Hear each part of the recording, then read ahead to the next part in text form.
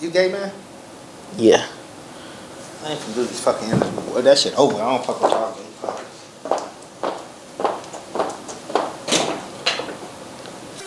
It's the JoShow. It's the JoShow. Come get it, come get it, come get it. It's the JoShow. Say when I have a child, I don't want my child to be gay. But I'm going to support my child. But it's just that what I went through, I want to be able to shield my child from everything. Respect that, man. Yeah. All right, what's up with it, y'all? Welcome back to the JoShow. And y'all know we got somebody great right here. What's your name? Y'all know what it is. Dreadhead, Cowboy, man. And Dreadhead Cowboy, we seen you Saturday. Did you enjoy the event? Most definitely. It was definitely a vibe there. Vibe. You know, I got to start it off same questions I made at the event. So, like, you know, since we was there for mental health, like, what's your take on it? Mental health is a very sensitive but a very important topic. A lot of people don't understand. A lot of people don't understand where did a horse come from when it came to me. What made me get a horse? But that horse changed my life, like a big part of my life. So if it wasn't for that horse and being around a horse, I wouldn't know where I'd be at. Yeah, that's what I was actually finna get into. So can you tell us like about your story, like your backstory? 2013, me and my ex-wife, we got shot. I got hit one time. She got hit 2 times. She was in critical condition. I drove her to the hospital. She survived. I was at a low part of my life. Like I didn't care about life. I felt like there was no point in still living. So I guess my uncle, Eddie Thomas, he basically called me up one day, asked me to come to the boat on South Chicago. I know he got a boat over there, so he told me to come over there. So I get over there, it was a horse over there. And I'm like, is this a real horse? So I'm asking the question that people ask me, like, is this a real horse? So he's like, yeah, it's a horse, man. I'm like, man, can I touch it? He's like, yeah, go ahead. So I'm over there. Man, I got a bullet in me. And I'm on the sling. So I'm over that boy trying to hug the horse and everything in pain, but I ain't care about the pain, but I'm hugging the horse, trying to kiss the horse and everything. So it's bringing a side of me that I didn't see at that moment, but it happened. And then I'm like, can I get on top of it? Knowing he gonna say no. He said, go ahead and get up there. When I got on that horse, I felt like a superhero. Like a lot of people wouldn't even understand that. Like I felt like I was bigger than everybody, and I'm on top of the horse, like. And that feeling alone told me that there's something that I need to get. Like I always been an animal lover, but to actually be around a horse, like who have an opportunity to be around a horse, to ride a horse? We don't have the opportunity. Mm. So 2-3 years later, I bought my first horse, thanks to my uncle, and it was up and up from there.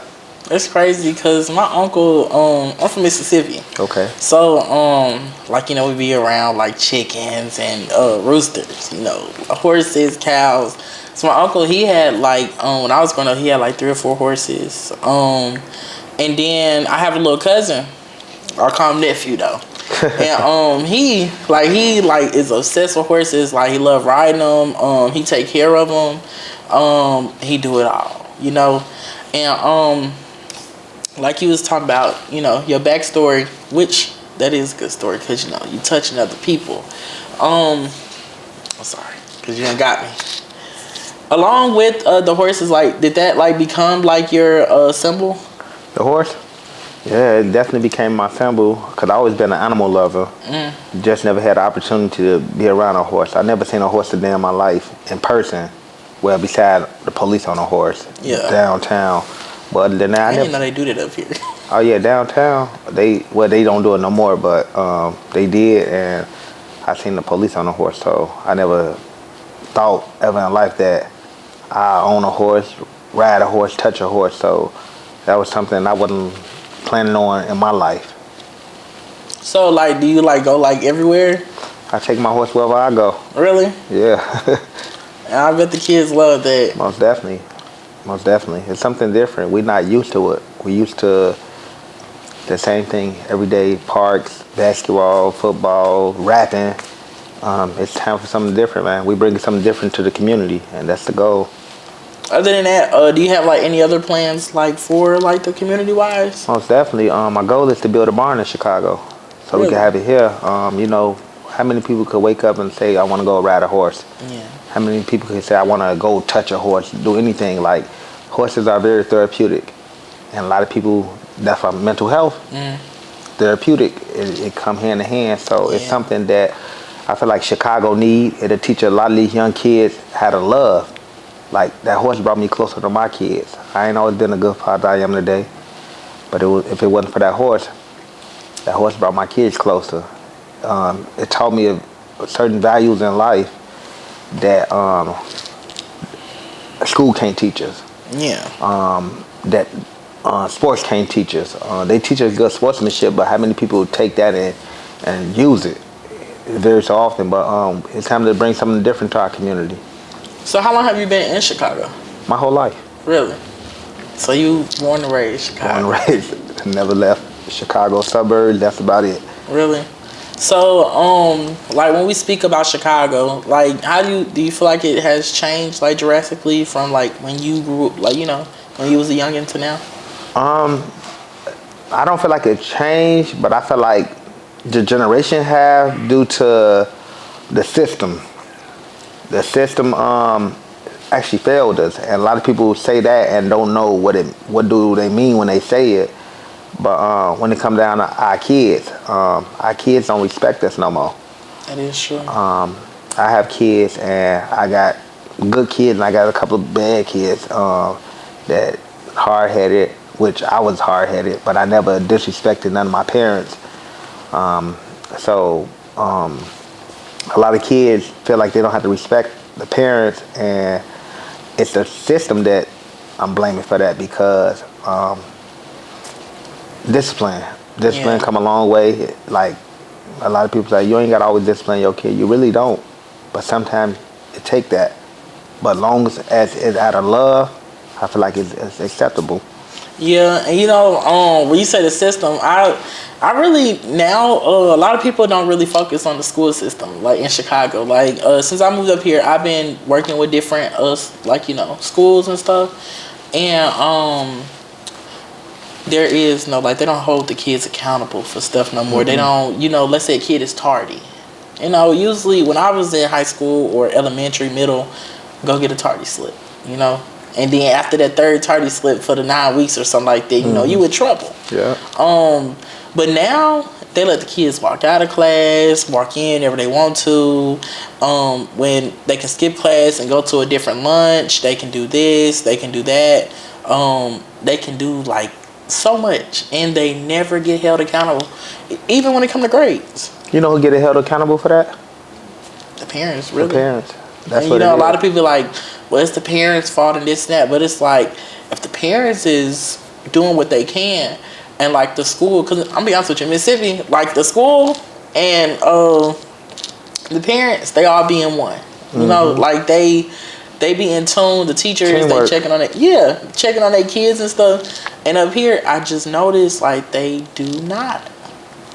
And I do hope that they do get better with that, you know.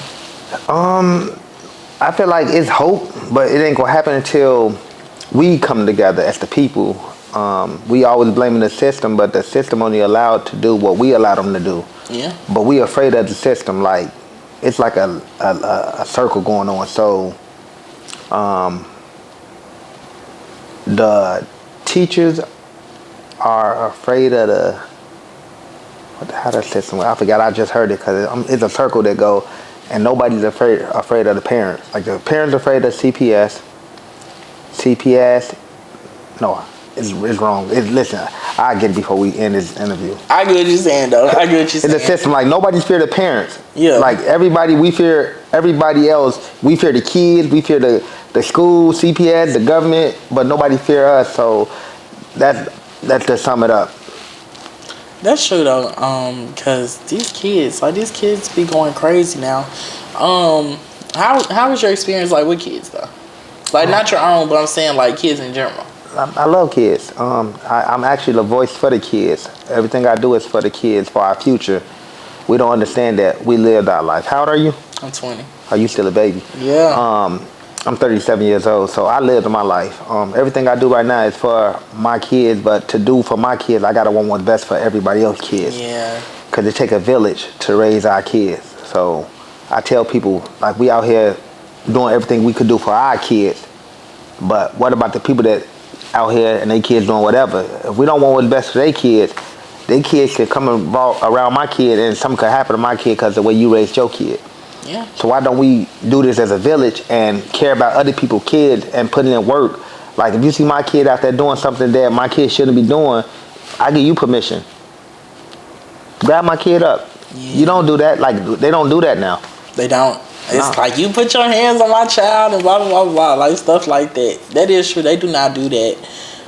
So since you know your name is Dreadhead Cowboy, I'm guessing like what's your favorite genre of music? What genre of music? R&B. R&B. Yeah, I really don't listen to all that rap. I know I listen to a couple of rappers like Twista. He's my favorite rapper. But I listen to a lot of R&B. So when you say R&B, we talking about this because you know they got this new type R&B, but they trying to bring that old school R&B back again.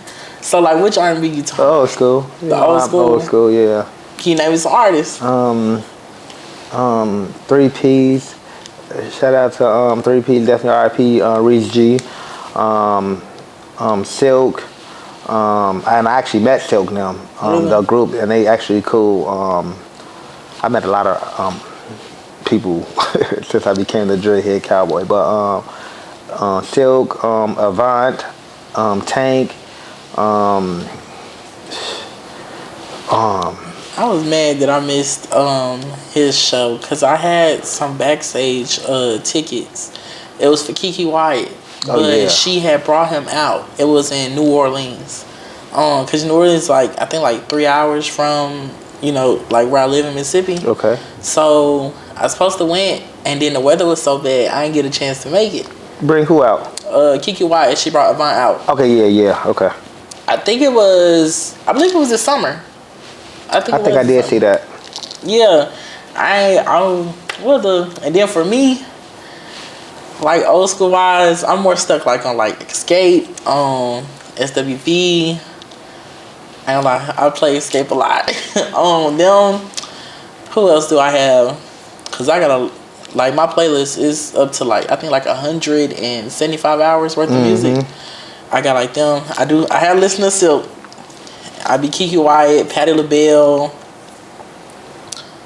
I stopped listening to R. Kelly. I listen to R. Kelly. You do? I listen to him. I stopped listening to him because I got in trouble at work because one of my kids, I do like music at work. So like I let the kids like during gym time, whatever, they gon' play, Yeah. And so I have like a clean playlist for them. Right. And one of the kids, they ended up getting my iPad and then switching to music. And so I got chewed up, and like they was on my butt about it. So I stopped. I just took him out of my playlist. And then as you can see, I go by Joe Mirage. So you see I'm a big Nicki Minaj fan. Yeah. Her, I done seen her like 4 times last year. And you say you don't listen to rap? I listen to it enough, not this new stuff.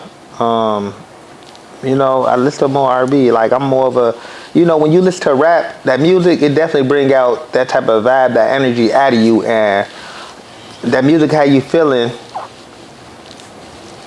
about how it's supposed to make you feel, what it relate to. Yeah. So I feel like I stay away from like I'm out of a relationship right now, so I stay out of all that mushy music to make me want to think about my ex. Hey, I'm sorry, 2004, and I would never do it again. But I stay away from that type of stuff. So I listen to music like I don't listen to music no more. I ain't gonna sound like you. I've been trying to really. Ooh, Yo, I think your hair is on the mic. I hear it. Or is it me? We good? Yeah, we good. All right. I just I've get my been hair like listening that. to- My bad. Yeah, like when you say rap, now I did start listening to like that, like hardcore rap, but I noticed that it's a big difference, like in rap, between like the different styles. Cause you know Chicago got that what you call it? It's like a drill, but it's drill? like mumble. That ain't Chicago. Mumble, I'm saying, came from elsewhere. I know, but I'm saying like I've been hearing it a lot, like in the kids, like in Chicago. Cause I've been listening to like some of like little underground artists. Cause I ain't gonna lie, I've been kind of everywhere. So I don't really be hearing nothing. I don't be hearing no music no more. I'm gonna hold it. You good? It may be me. Boy, sensitive too. Do it go right here? Yeah, I can go right there? Yeah. All right. But yeah, I just ain't heard no more like music through it. But if you like from the previous time that you have listened to rap, can you give me a top 10? Rap. Who I listen to? New school or old school? You can do either one. I still listen to Twister.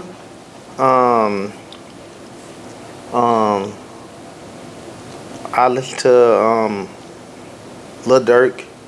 Listen to King Von. I listen to Kodak Black. I listen to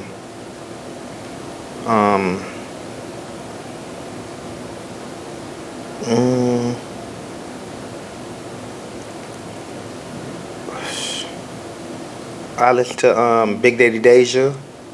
I listen to Amari Blaze. I would listen to how many I name? I'm gonna need count. I'm gonna need count.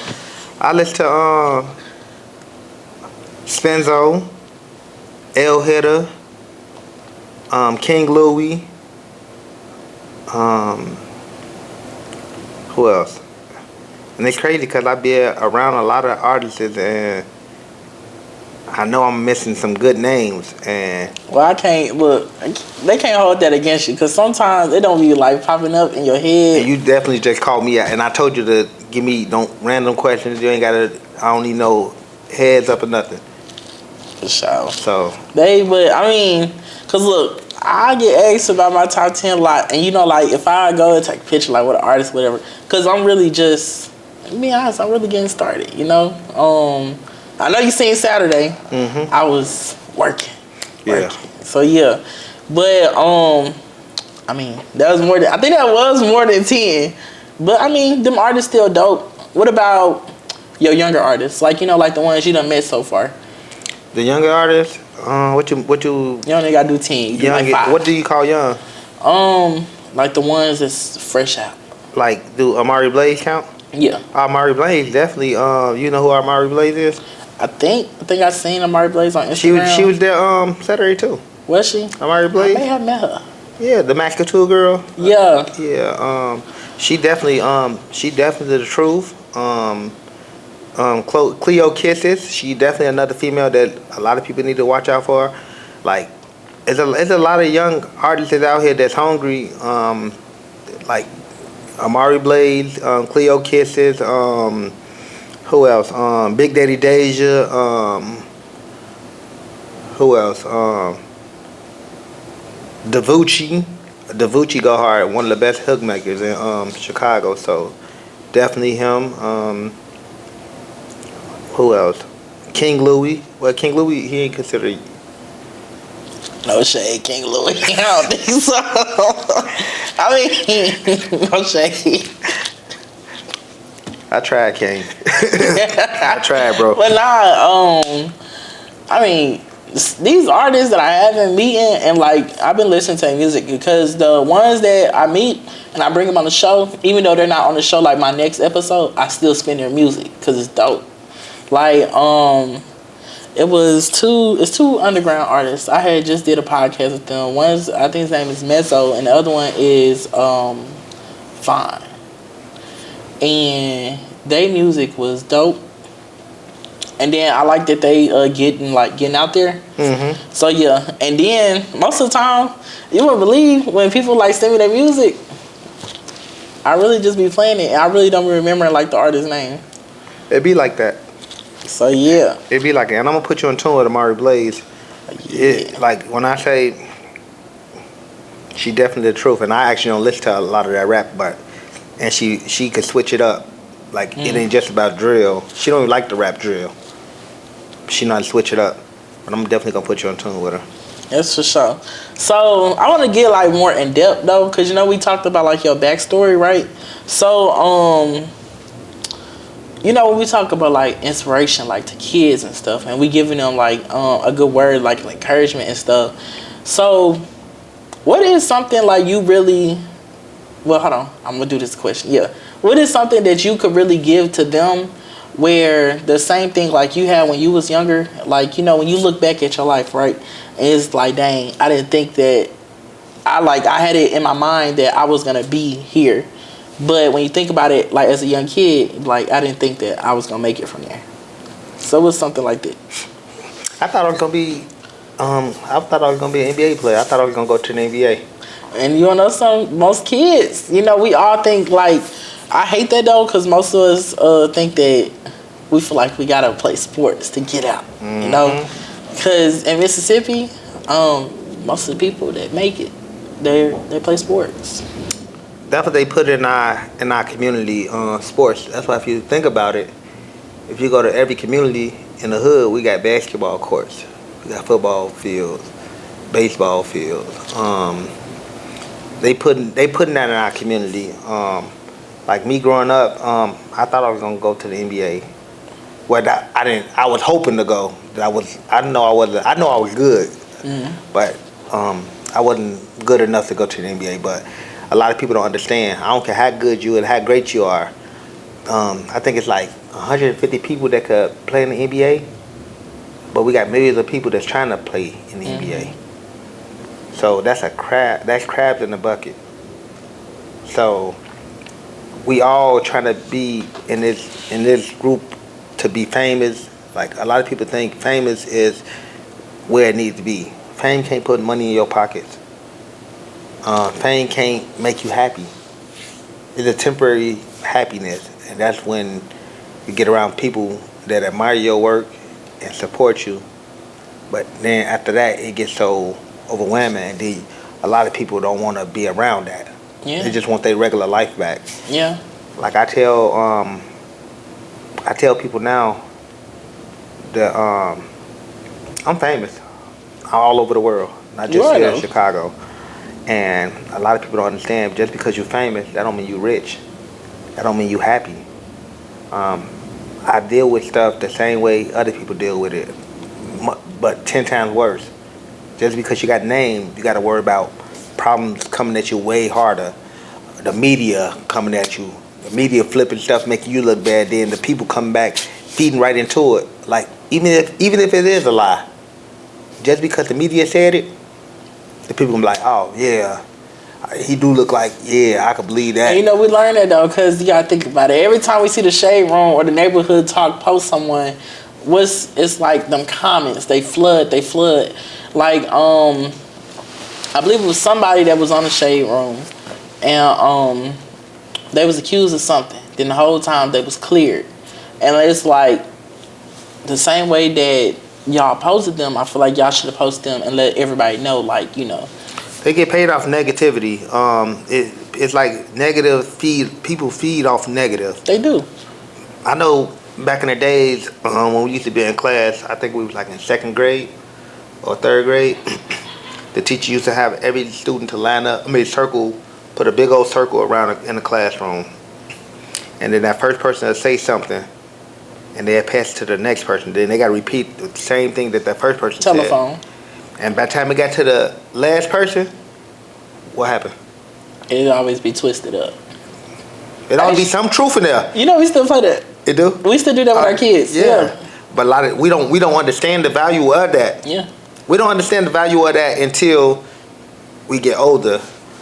Like I tell people, like I don't have a high school diploma, bro. I don't. Everything I learned was from grammar school.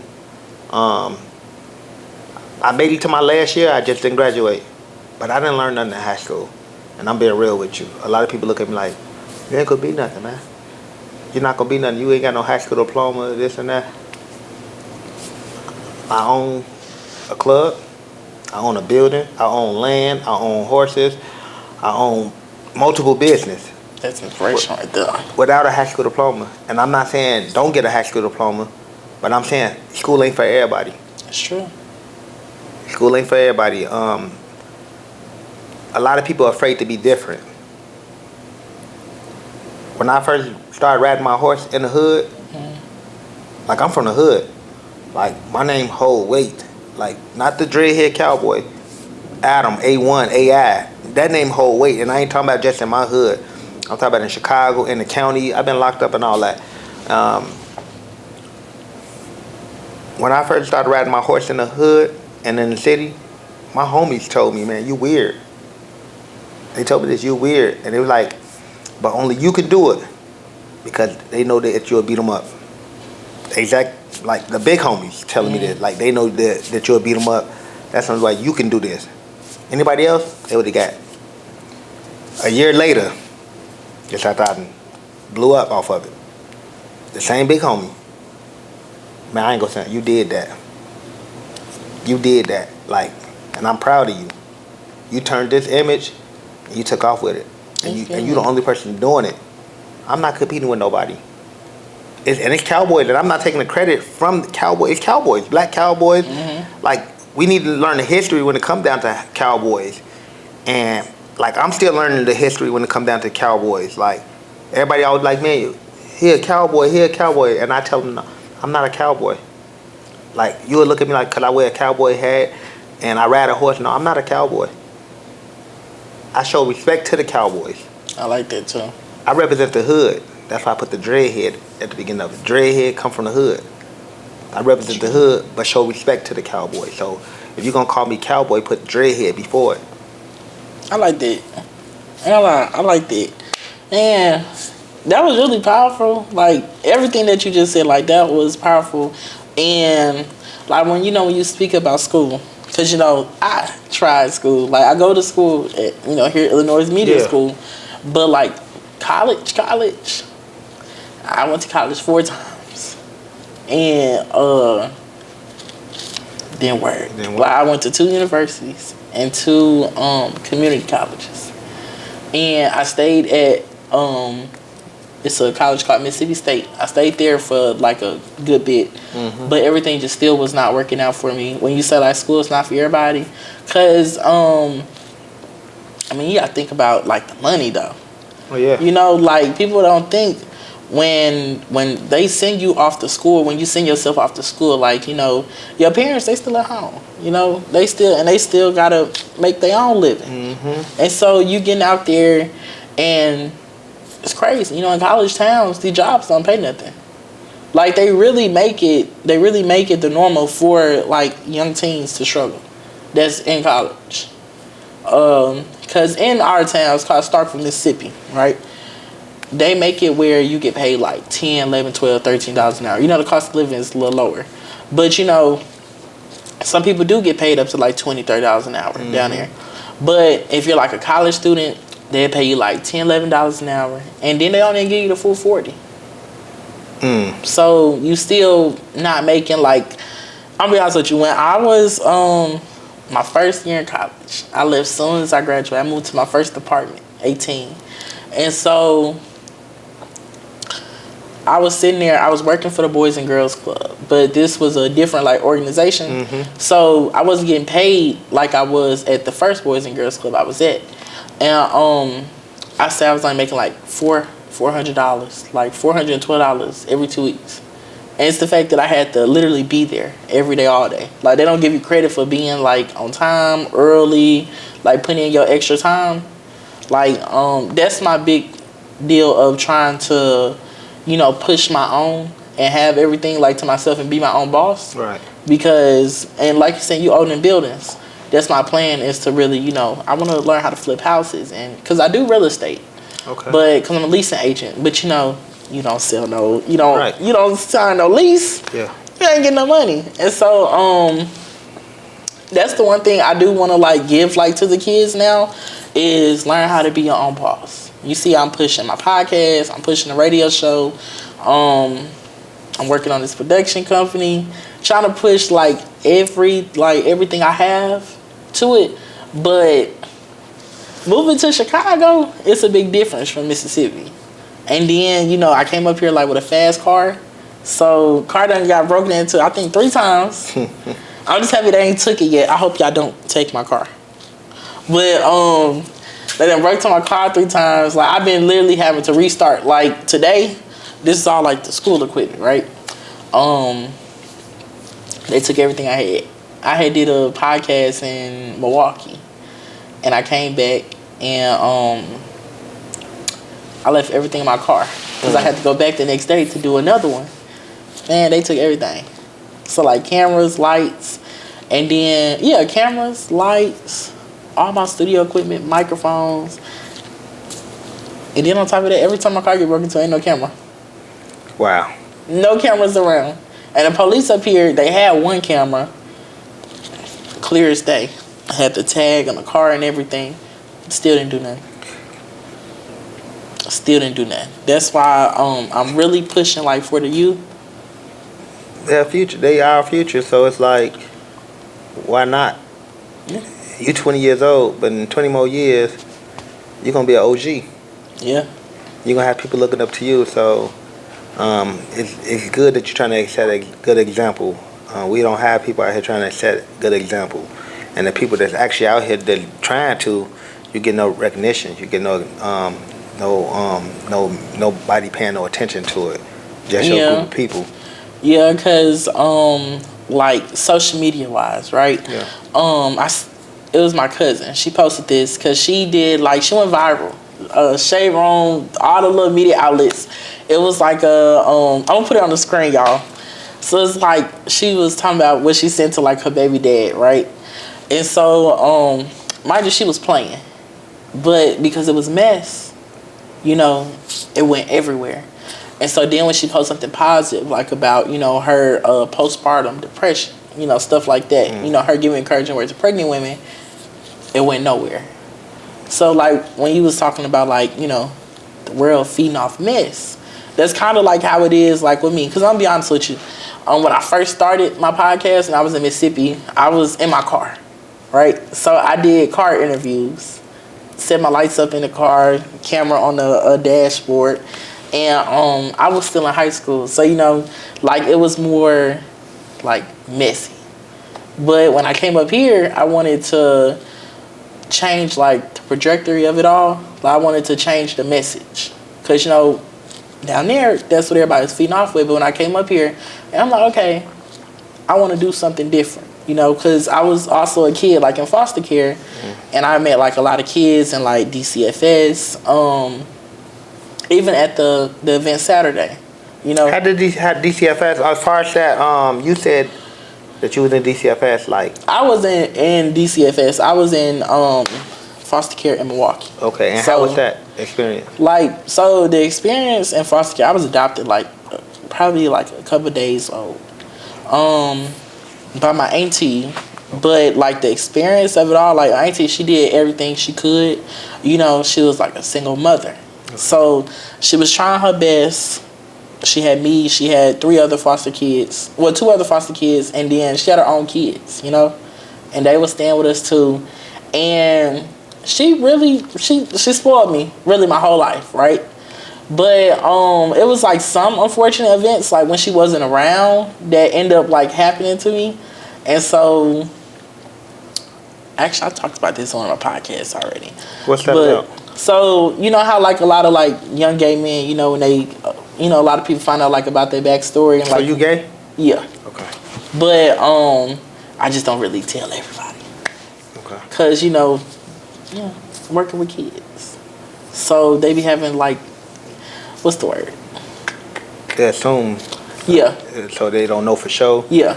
But a lot of people wouldn't ask you. Yeah. Okay, I get you. Yeah. So a lot of people that don't ask like a lot of time, but most of them already be thinking I'm a girl. So it kind of. Okay. Yeah. So that's why, like, with me pushing my message as a young man, I wanted to keep it that way. Most definitely. So yeah, but what was I saying? Yeah. So like in foster care, I did daycare. She like kept me, did everything like, you know, the right way. And then, you know, you have like certain family members that do something like that's just like out of the ordinary. You know what I'm talking about. Most definitely. Yeah, I just ain't saying it on here. But they do stuff like out of the ordinary, and it kind of just knock you off your course. But I got put back on course. But it's just the fact that it kind of like scarred me for life. And then my mom, she's actually from Chicago. Okay. So yeah, my biological mother, she's from Chicago, and my dad, he was up here as well. But me and her still have like little issues, because she's been doing the same thing that she been doing since the day I was born. So like nothing ever changed. Okay. So yeah. So when I met like some of the kids at the event Saturday, and I really had some like deep conversations. Like, I didn't record them, but I literally had some deep conversations with some of the kids, and they was telling me like, you know, a lot of their stories. And so that's what kind of made me actually have to come on the show. But that's what kind of made me like want to go harder. So yeah. Let me ask you a question. Do you think being gay is a learned behavior, or a taught behavior? I'm literally say both. Because you want to know why? Because, you know, when most gay men, people assume that they're all raised by women. Mm-hmm. But, you know, there are some gay men who was raised by a father and a mother. And the father, he's, you know, hardcore, he's strict. But sometimes, like, you know, when they get out there in the world and they see, like, this, that, and the third, it kind of changes them, you know? Because our parents can't really protect us from everything. Right. Like, you know, I always say when I have a child, I don't want my child to be gay. But I'm going to support my child. But it's just that what I went through, I want to be able to shield my child from everything. Respect that, man. Yeah. Yeah. Like, and I got a lot of feedback from that when I said it on Facebook. That's powerful, right? Yeah, but a lot of people don't understand. Like, that child, like, your child is your child, you know? And so, I will say it's both.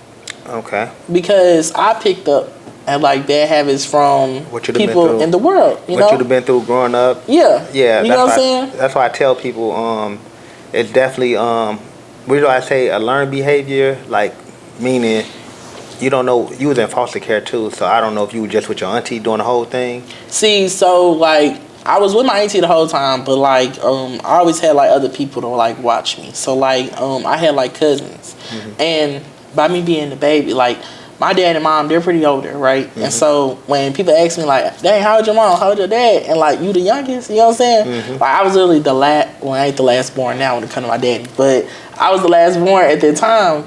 So a lot of people they be like, you know, you just have like you have siblings and y'all like 10, 20 years apart.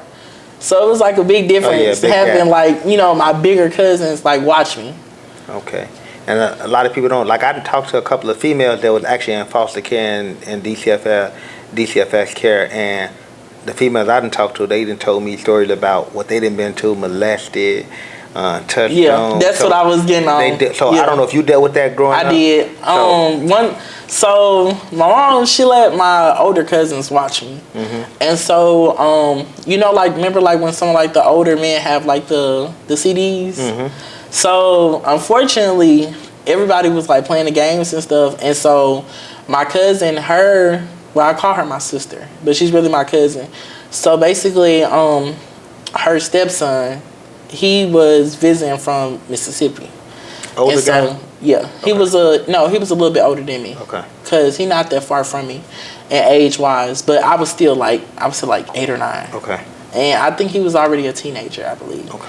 And usually I'm always just chilling around. Cause like as a kid, I'm gonna be honest with you, I was a feminine kid. Okay. You know, I was a real feminine You kid. was raised So by a female, so yeah, a lot of people don't understand. Exactly. Okay. You know, we had like my cousins, but I call them brothers. You know, I had my brothers around me, but most of the time I was with the girls. Yeah. So he did what he did, and then But you still, even though you was feminine, you was still a kid. Yeah, You didn't know think what I'm about saying? none of that. Because, you know, a lot of people don't understand too. As a kid, when y'all called, like, you know, like for instance, what's Jada and Lil Baby son name? I don't remember the baby name. I don't look at it. I don't remember the baby name, but like with kids, you know, they literally like trash they kid's name, like Lil Baby son on Instagram. Like, when he media. did that. Yeah. Okay. So, but I'm like, he's a kid. He don't know. But I wasn't like as that feminine. But like my mouth was smart and stuff like that. So yeah. So he did what he did, and I was like, it low-key scarred me for life. But I just don't think I never spoke up about it until I got older. And then it's the fact that when I did speak up about it, I was ambushed. So like I ended up telling like my cousins about it, because we was at my other cousin's house, the ones whose house I was at, but they never knew. But they knew. I just never said nothing. And they end up, my older cousin, he was in the next room at that.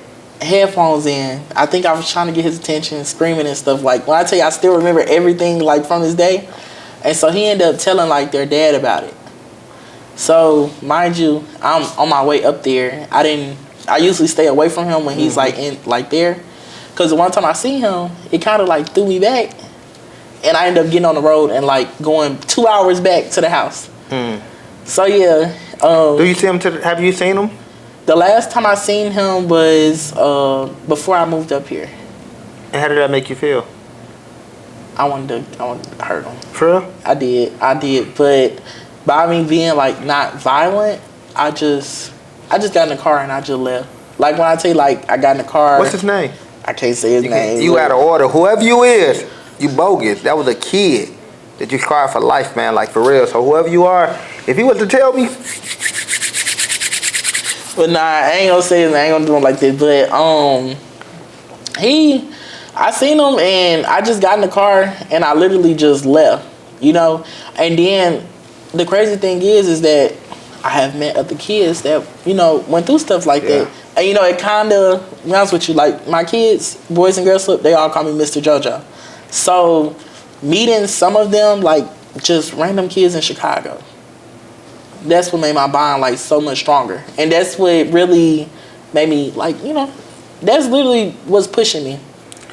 I respect you. It's crazy because I didn't know you was gay, but what you just said, I actually respect you so much more. Thank you. Like I don't have a problem with the gay community at all. I used to be homophobic, like I didn't want to be around it, but as I became Dreadhead Cowboy, I've been around, and it's about respect. Yeah. As long as you don't bring it towards me or my kids, we good. Yeah. And when you just said that, it was like I just took you from here to there, because that take a lot for you to say that you want to protect your kids from it. Like, let your kid be a kid. Yeah. Like, let your kid grow up to decide if I want to do this or do that. But to actually like guys to say you want what's best for your kid, and you willing to say, like I had my daughter ran away a couple of weeks ago, and I found my daughter in a few hours. And after I did that, I had a lot of kids that's run away. I had their parents reaching out to me so I could help them find their kids. So one of the kids that ran away was a boy, but he was dressed up as a girl. He was 13 or 14 years old. He was dressed up like a girl. So when it was brought to me, the parents reached out to me and said, my son ran away. Would you help me find him? They sent me a picture of this little boy dressed as a girl. So what I did, I made a post saying this little boy ran away, this and that and this. He looking for, we need to get him back home to his family. So I had a lot of people from the gay community basically saying, like, y'all ain't worried about this kid running away and we trying to get him back to his family. Y'all worried about, oh, that's a girl. Yeah.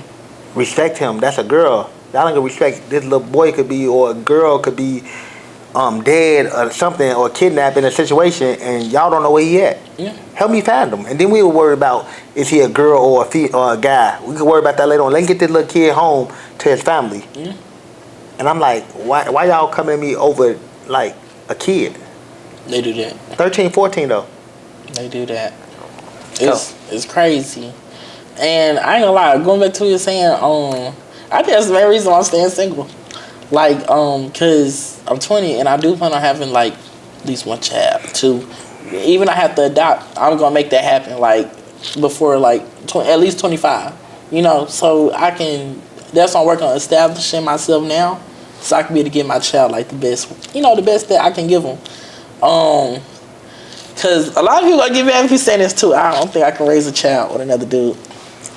That's what's up, bro. I can't do it. Like, I know a lot of people be like, well, you hate yourself, this, that, and the third. And it's like, it's not even that. It's like, I just want to be able to give my child like their own opportunity to be them, because we all read about the books, the books out, we got us on TV shows and stuff. Like, it was a TV show on Disney Channel. It was called Andy Mack. And they canceled it first season because Disney Channel got so much backlash, Like, that was their first time actually having, like, a gay storyline. And, I'm like, that's cool and all for, like, each his own, But I'm like, me, in general, I just don't. Dude, when people tell you that, you said you might get backlash from saying it, but look at it like this, bro.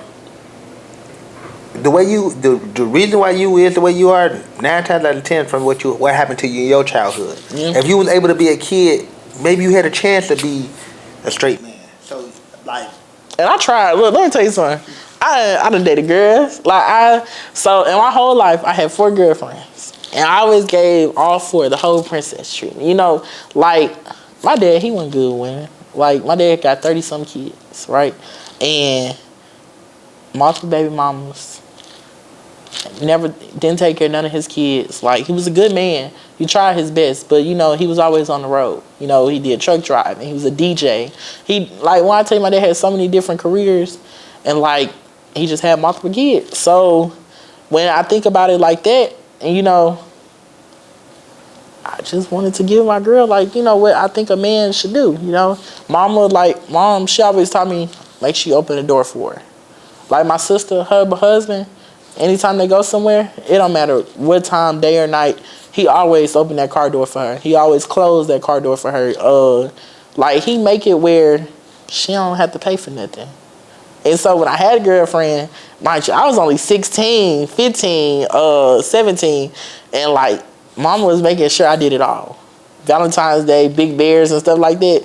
But it's like now, if I was to date, but by me, to be honest with you, I don't got no money. I'm starting off, you know what I'm saying? So I would make it work, but as long as you have a heart of gold, bro, you'll probably think, I got a 2018 Jag out there. I got everything I got. I'm broke, bro. I'm be 100 with you. I got collateral though. If I sell stuff, I have at least around 40,000 like that. But and that's off selling probably like couple of my stuff I own. Mm-hmm. My building worth at least 200,000, 250,000. But that's what a lot of people don't understand. It's all about collateral and building your credit. How your credit looking? My credit, so I'm not gonna put my family business out, but basically I had some family that decided to steal my identity, and they I'm still battling out with Chicago right now. The city of Chicago, I'm battling out right now. I had so many bills in my name. Before I even moved up here, I was still in Mississippi, and I was coming up here to visit, and my cars and stuff got stolen. So I had 3 gas bills in my name. I had 4 lights in my name. And when I tried to cut my own stuff in my own home, they wouldn't even let me. So when I tell you, they knocked me down. And so now I have been building it, but when all this stuff go on your report, they put it as hard inquiries, because I have a charger. I went, and that's the most valuable thing I literally got right now is my car, right? And so when I tell you, I feel like I should have waited to go and get it, but I'm happy I did get it early in life. But that's literally the most valuable thing I got. Your car? Yes. What year is it? It's 2018. What? It's a Dodge Charger. It's a Hemi. Oh yeah. So, and you know, like a lot of people, when they do look at me, they do be thinking I have money. So, like, I be trying to dress up a lot, you know, to be honest with you, you know. No, what I'm gonna do is I'm gonna introduce you to somebody that's gonna help you build your credit up. A lot of people, like, they gonna get you right, bro. Thank you. Business credit, everything. And a lot of people don't understand. You start building your credit, and then your personal credit, then you build your business credit. Use their money to get everything. Like your car, use their money to take a loan out. When I say, a lot of people don't know about that. Now I know. Instead of spending my money, I'm actually building my credit, my personal credit, and my business credit. So I'm gonna put you on tour with my people, Tree. Thank you. And she gonna get you right. And then she can come on here and you can give her an interview and I would love to teach the youth. Like a lot of the youth don't understand that as long as you got good credit, that credit could take you far. That is true, and you know that's true because a lot of people don't. I be trying to, tell people everybody don't come out of their parents' house with 700s and 800s, And the crazy thing is now the world, they expect that from us. Like you 18, you want to go get you an apartment. Most of the time they be like requirements 550, 600. Now it's above that. Like and I'm telling you because I work for a leasing agency and I know like our requirements, And I hate that because a lot of people they make mistakes, but I don't feel like I should just hold them for the rest of their life. Because I think it take like 7 years to get out of it all. Yeah. That 7 years is a long time, But You gay, man? Yeah. I ain't gonna do this fucking interview. Well, that shit over. I don't fuck with y'all, man.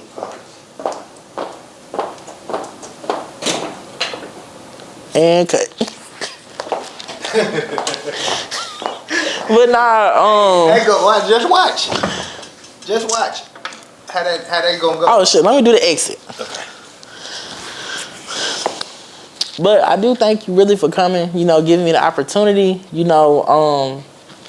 I'm really doing all this for the youth and pushing out more videos and just showing people like you can go chase your dreams no matter what you put your mind to. I was thinking I was just going to still be a Boys and Girls Club worker, unit director, program director for... They still got Boys and Girls Clubs? We're everywhere.